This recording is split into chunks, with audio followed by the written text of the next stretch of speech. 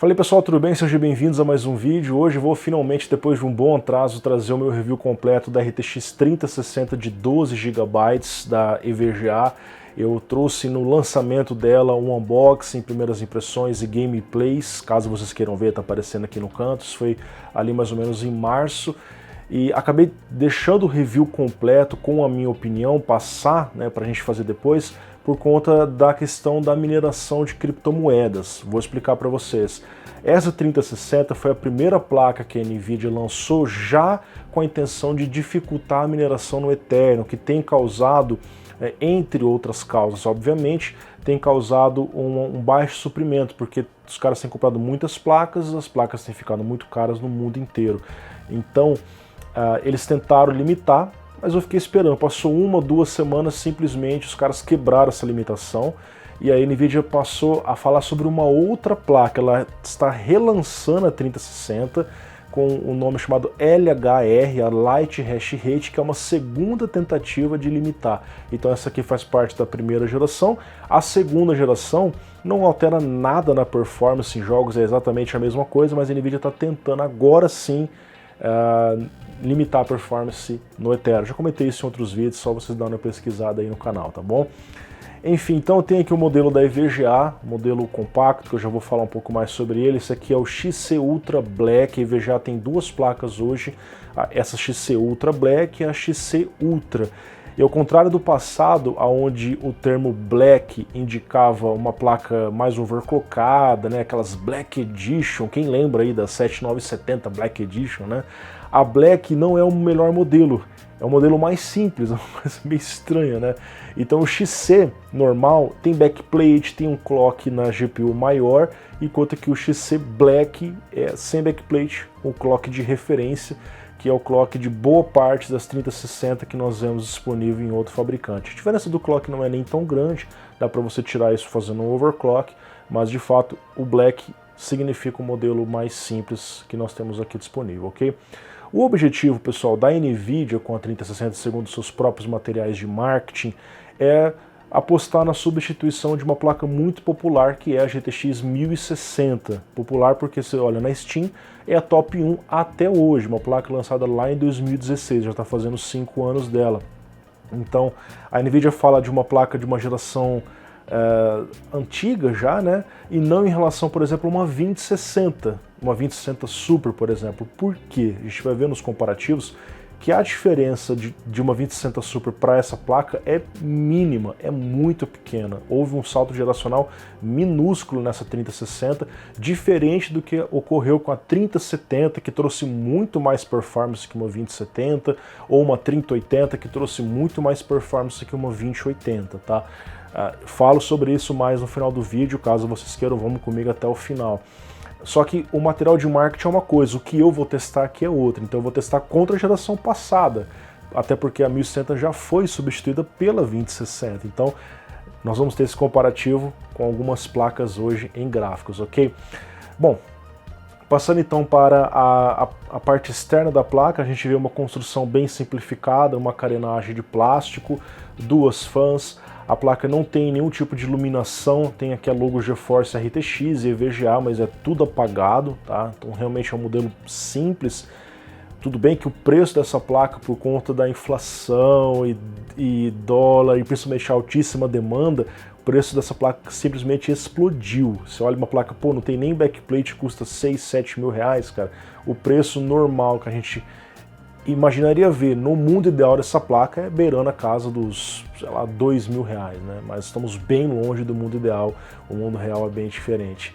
Então, aqui nós temos o conector de 8 pinos, o TDP da placa é bem baixo, de fato essas GPUs Ampere são eficientes, oferecem um bom desempenho com baixo consumo de energia. E na parte de trás não tem backplate, realmente não tem muita coisa para mostrar para vocês, cara. A placa tem um espelho na cor preta, talvez indicando o Black Edition, tem 3 DisplayPort e um HDMI. Ok. Vamos dar uma olhada na parte interna, que é uma coisa interessante para a gente conhecer, porque isso diz respeito a como a placa vai se comportar no desempenho térmico, e a gente vai dar uma olhada nos componentes também, tá? A gente vai ver aqui o cooler, que ele é de alumínio, tem aletas em várias alturas para fazer contato em certas regiões, tem uma plate adicional que dá uma reforçada. e serve de base para os parafusos. A gente vê aqui uma base de cobre central que faz contato com a GPU e RAM, com a GPU via pasta térmica, com as RAMs via thermal pad, obviamente, né? Nós temos dois heat pipes no formato U, que retiram o calor dessa base e espalham por todo o bloco. A memória RAM e os DRMOS ficam em contato com esse bloco através do thermal pad, tá certo?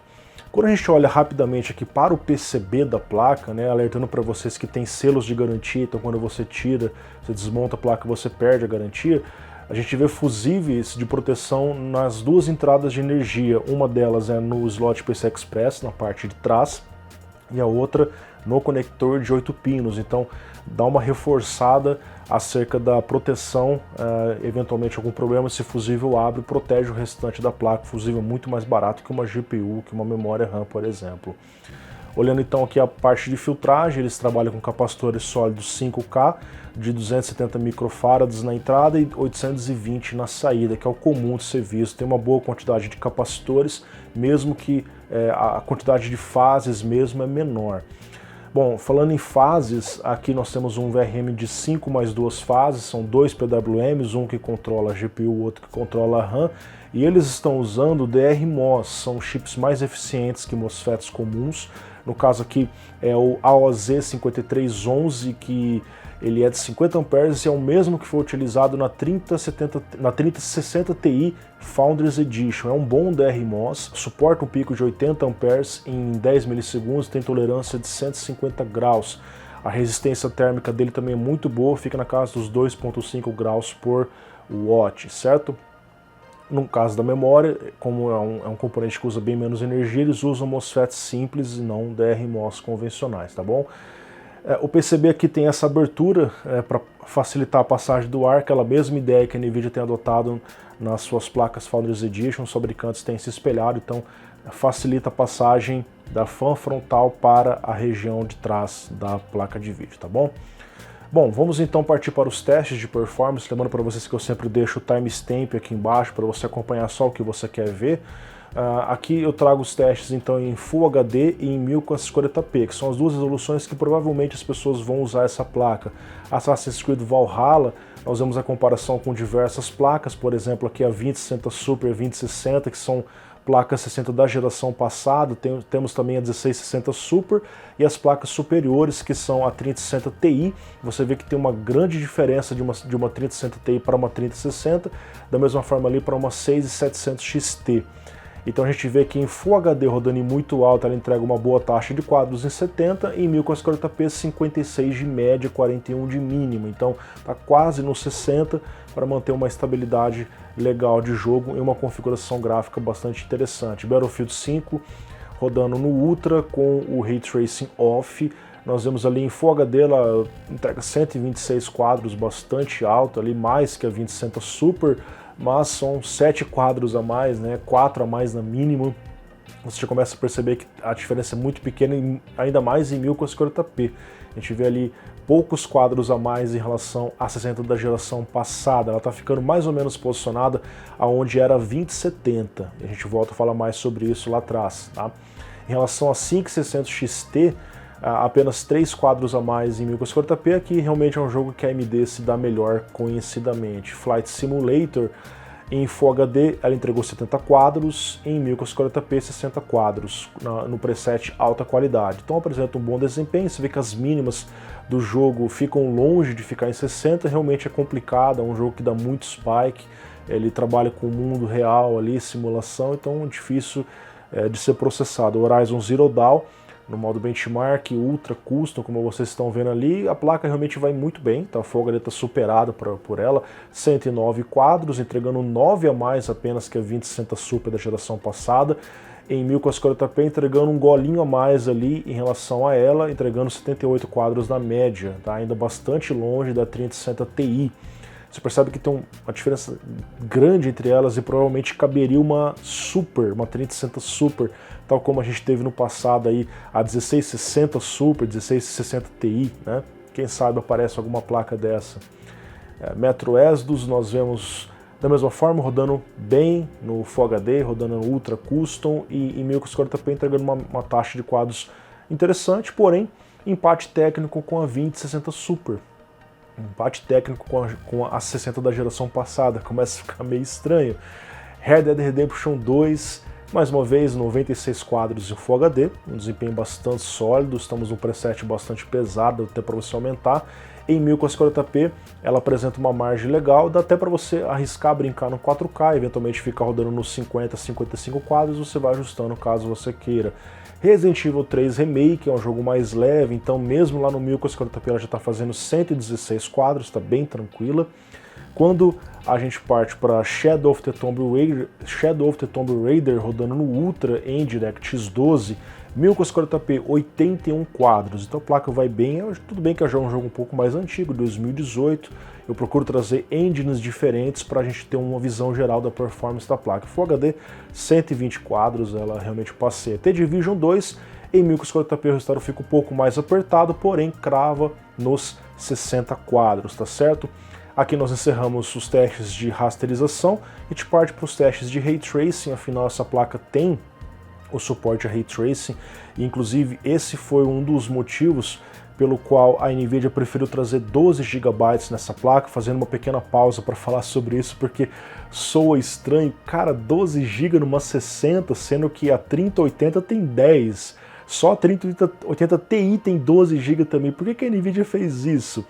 Essa é uma GPU que tem o barramento de 192 bits, então eles poderiam colocar 3 ou 6 GB, ou de repente colocar 12 com chips de densidade 2 GB, que é o que acontece aqui. Então a Nvidia preferiu colocar para sobrar do que colocar para faltar, tá? Se você olha, por exemplo, a 2060 Super, ela tem 8 GB.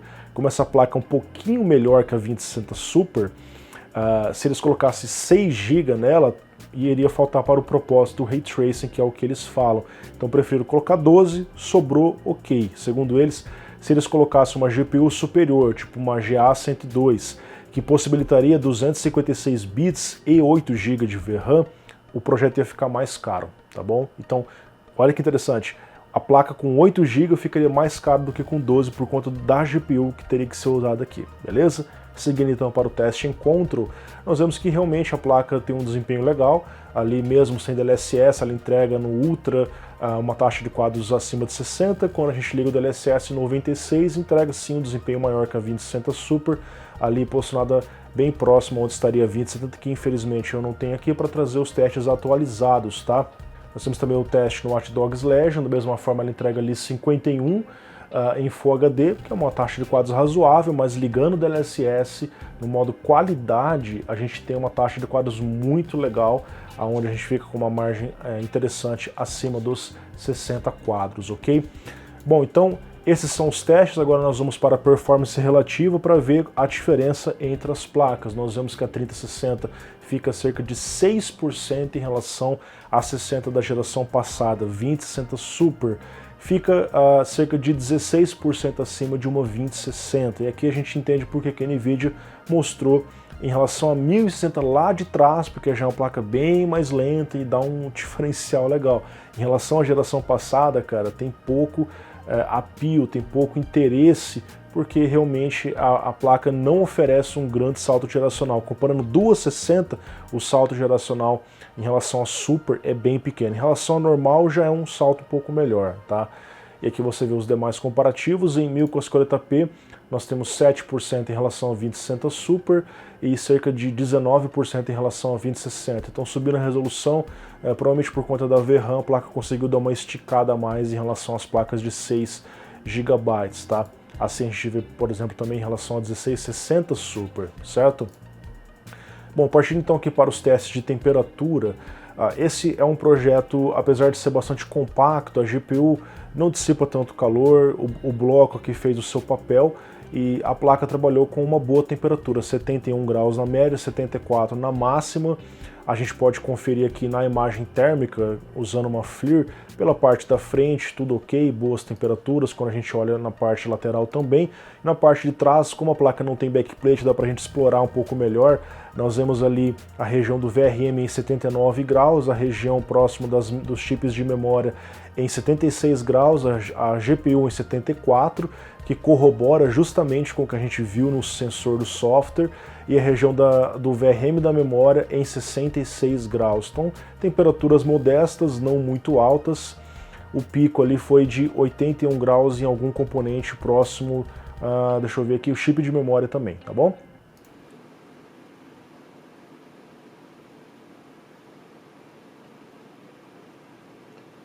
Partindo aqui para o teste de frequência, eu coloquei a marcação do Basic Clock e do Boost Clock. A placa trabalha na média dos 1838, então é uma frequência legal, dá para você esticar um pouco a mais. Ela ficou sempre acima do Basic Clock, indicando um projeto que tem uma boa estabilidade, não está estrangulado ali por questões de temperatura e power limit.